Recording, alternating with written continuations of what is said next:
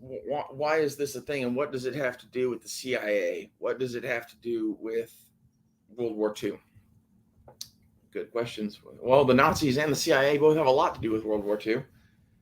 Um, and in the Ukraine, basically, when the Nazis came to Ukraine, most of the Ukrainians went, "Yay, you're our saviors from the Russian hordes!" Like a whole fuck ton of people, half the goddamn country,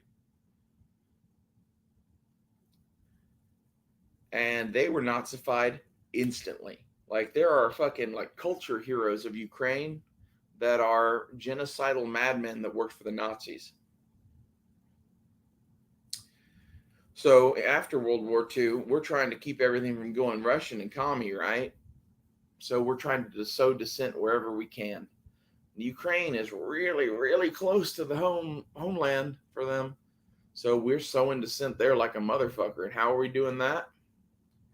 Well, the agency is using all their old Nazi buddies that don't like commies that are left in Ukraine, and they're going up to them and being like, "Hey, work for us. You don't like commies. We don't like commies. War's over. We'll put that Nazi shit behind us." This Ukrainian bullshit that we have going on now, where like the neo Nazis of America and the neo Nazis of fucking Europe are coming together and doing God knows what in their little paradise they built in Ukraine. Like, this is the thing, with no laws and unlimited money, Ukraine could be anything now. I don't even fucking know. And I'm kind of this opinion that the World Monetary Fund, the banks, and the Democrats are all run by what is essentially a Nazi conspiracy. And this is why you're seeing troops in the Ukraine with Nazi tattoos. This is why they recruited a Ukrainian Foreign Legion from America and England and all of that, because, like, in reality, we have a lot of extra neo Nazis here that just want to fight, and they want to fight commies and they want to do whatever. And, like, I think they saw this opportunity as an opportunity to get rid of some of these people in the civilized world and put them to a decent use. And that's why the Ukraine is this mixture of fucking true believers of the Aryan shit. And honestly, the thing that scares me the most is what happens if Ukraine wins? What happens if Ukraine takes Russia? What happens if Ukraine takes Russia's nukes? This is the stuff that should fucking worry us all. I would rather have Putin have those nukes than have the Ukrainians have them.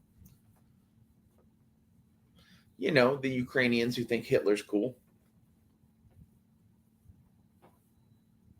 And this is kind of my thing with Putin is like, it's not so much that Putin's a good guy. It's, I understand Putin's motivations, and I would much prefer Putin be the one in Russia than a lot of other people.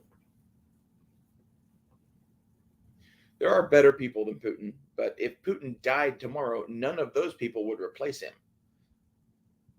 He's the best you're going to get in Russia right now. That's just my opinion.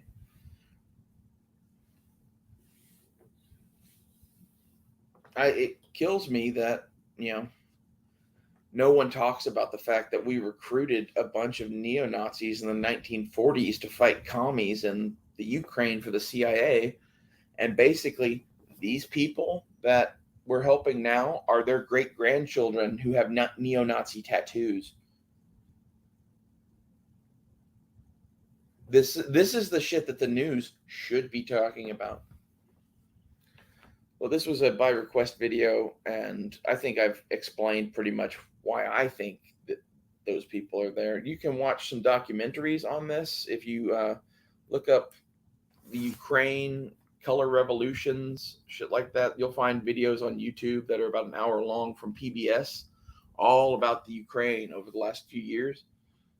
I would go and watch those, and I would go and watch anything you can find from, what's his name? He made Platoon. Oliver Stone.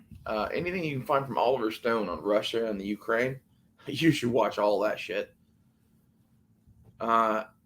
he gives a much better insight into what's going on than most people because he's not in bought into the propaganda. He's kind of like me in that he's like, okay, that's not true.